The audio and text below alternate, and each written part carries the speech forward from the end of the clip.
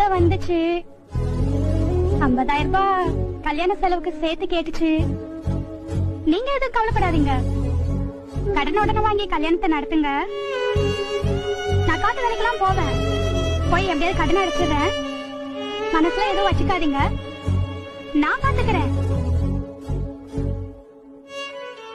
உங்க சூழ்நிலை அப்படி. நீங்க என்ன செய்வீங்க பாவம்? யார் யாருக்குன்னு யாருக்கு தெரியும். நீங்க எதுவும் கவலைப்படாதீங்க மாமா. நீங்க மனசுல நினைச்ச வாழ்க்கை உங்களுக்கு அமையும். அவசர அவசரமா வேற இடத்துல எனக்கு பேசி முடிச்சுட்டாங்க. நீங்க என் கல்யாணத்துக்கு வருவீங்களான்னு எனக்கு தெரியாது. இதுல உங்க போட்டா இருக்கு.